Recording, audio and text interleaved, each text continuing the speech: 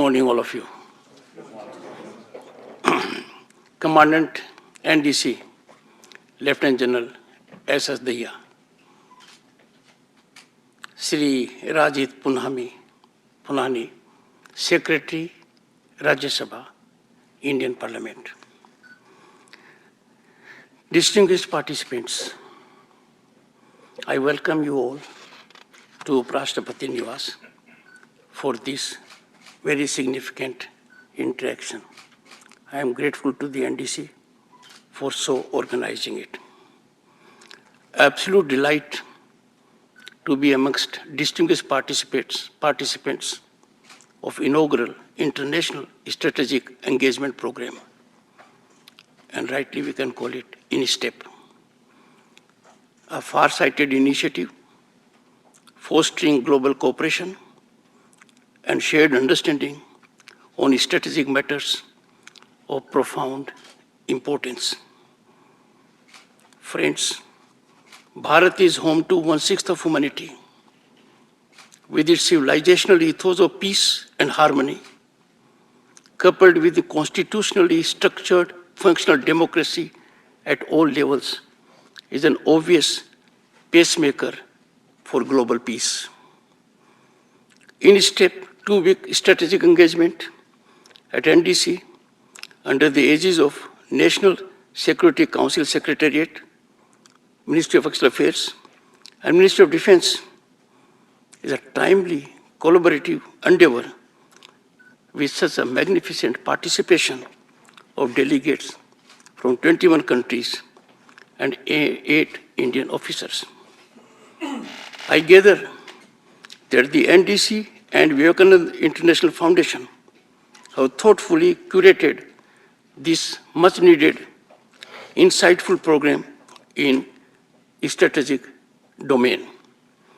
Over 2 weeks of seminars and interactive sessions would for sure be rewarding, a significant occasion to explore a diverse array of topics, from geopolitical dynamics and security challenges to diplomatic negotiations and conflict resolution strategies.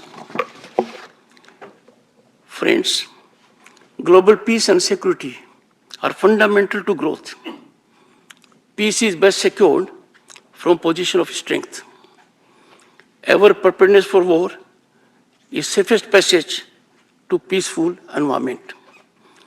There has been over the years sea change in security concerns and methodology to address the same. Gone are the days of conventional warfare and security threats.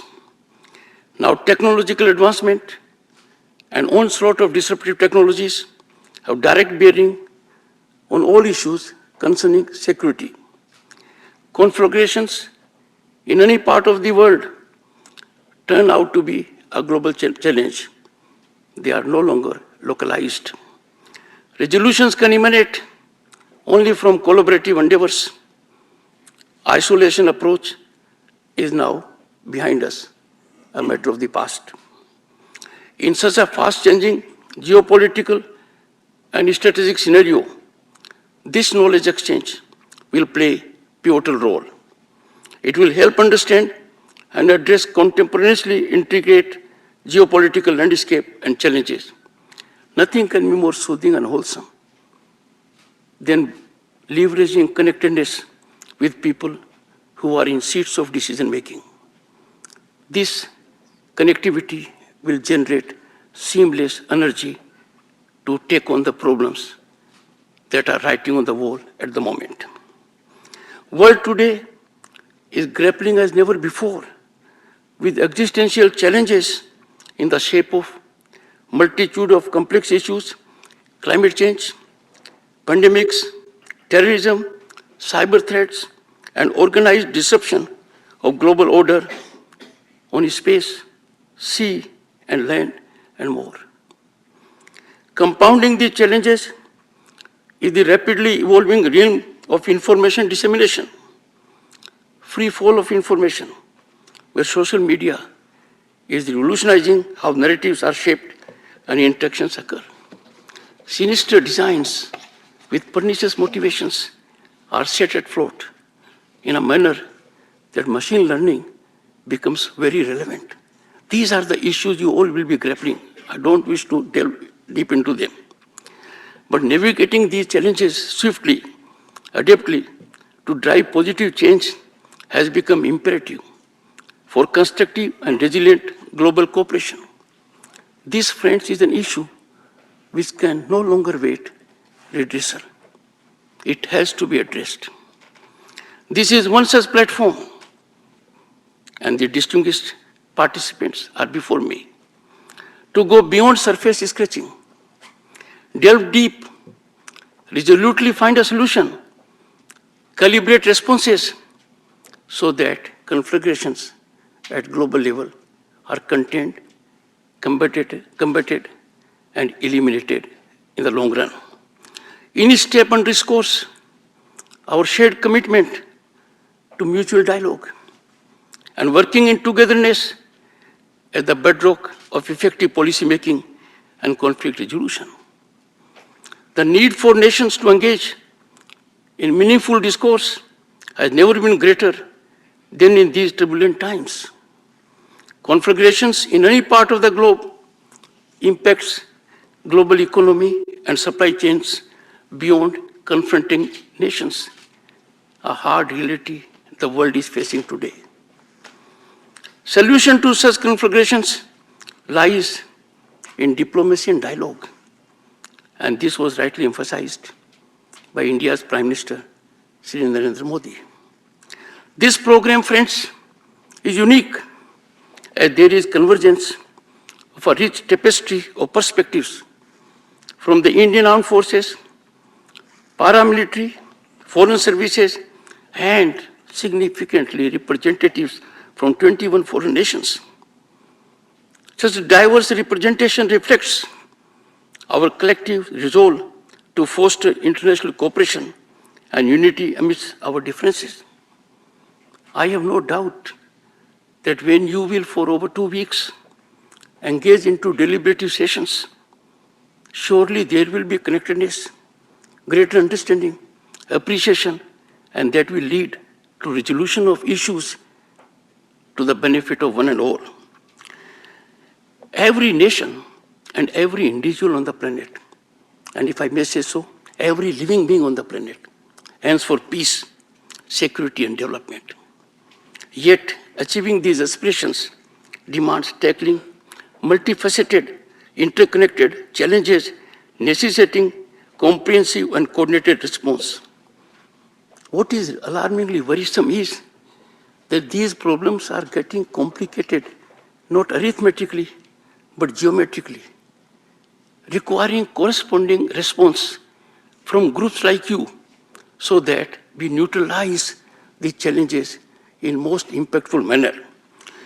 Analyzing complexities and developing adaptive strategies rooted in our core values is critical. Friends, this calls for transcending traditional thought processes.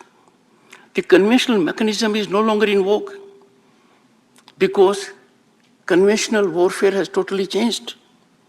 Conventional mechanisms have yielded to a different kind of technologies and methodology. By pooling our expertise and experiences, we can leverage our collective strengths to surmount common obstacles and seize shared opportunities. Such events are appropriate way forward stance. Just imagine the kind of challenge which is to global order, the rule of law, and all concerned converge, yet these nefarious forces, day in and day out, manage to steal a mileage. Nothing can be more befitting than having such kind of a program so that brilliant minds who are experts in their domain bring together expertise, exposure, and can help achieving that sync which is vital to give cutting edge to policies and strategies that can deal with these menaces. India, with its rich heritage, has long embraced the ethos of Vasudhaiva Kutumbakam. The world is in one family. This has been our guiding principle for thousands of years. This was amply demonstrated during pandemic COVID. While helping our own people, India came forward to help 100 other countries. This guiding principle was amply evident during the year-long G20 presidency, emphasizing cooperation, inclusivity, and mutual respect as catalyzed and as indicated by the commandant. Inclusion of African Union, and raising for the first time on public platform, global platform, Voice of Global South. These are big achievements when we talk of inclusive world and a regulated world order for the benefit of one and all. India, friends, and the world has recognized is no longer a nation with potential or a sleeping giant, as was indicated earlier. It is a nation on the rise. The rise is unstoppable. The rise is incremental. The rise is evidenced in all facets of human governance and technology. India's extraordinary growth story transcends skeptics, exemplifying visionary leadership, including development and unwavering perseverance. And always remember, these big changes, phenomenal growth, exponential achievements are taking place in a country that is habitat to 1.4 billion people. Amidst today's dynamics and geopolitics, India's unprecedented rise stands out.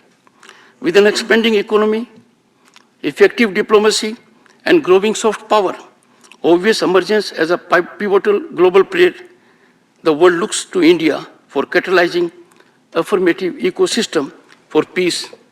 This initiative, this maiden initiative, is a turning point, a milestone in that direction. India also leads in harnessing disruptive technologies like artificial intelligence, blockchain, renewable energy, and biotechnology to address challenges and complement its human capital. Friends, National Quantum Commission, as also National Green Hydrogen Mission, are harbinger of unleashing latest technology. There was a time decades ago, this nation used to wait for evolution of technology elsewhere. Now, this nation is in the front rank, in the big league of taking initiatives in unleashing these energies for welfare of larger humanity. By pioneering such innovations, India fosters a future-ready ecosystem for sustainable global development, growth, and prosperity. India remains committed to engaging like-minded nations to nurture and sustain global peace, stability, and harmony. May I invite your attention? India has a unique position. India never engaged in expansion. India never gave up the path of peace and dialogue. And always remember, in the Committee of Nations, India with 1.4 billion people is a functional, structured democracy with high credibility. India remains committed to engaging, therefore, with one and all. Aligning our interests allows amplifying our collective voice to shape a world order reflecting our shared aspirations. Let me slightly digress. European Union was already a member of G20. Look at what a historic development. When G20 presidency was with India, African Union was included. That's a very, very significant step. Rise of Bharat in economy and global reputation is an assurance for global peace and harmony. Nations can rise in power. Nations can achieve big technological achievements. But does it sync well with global peace and harmony? I say with commitment and confidence, India's rise in economy and technology is the greatest assurance to world peace, harmony, and global order. The cross-pollination of ideas from varied backgrounds in STEP's most invaluable aspect, will embrace open and constructive dialogue to broaden horizons, challenge assumptions, and arrive at holistic solutions. It is a time when we must challenge assumptions. Our assumptions are not firmed up on factual ground realities. We can no longer allow these assumptions to put us on the back foot. Such kind of interactive sessions of brilliant minds would certainly give us a passage for effective emergence of technologies and strategies.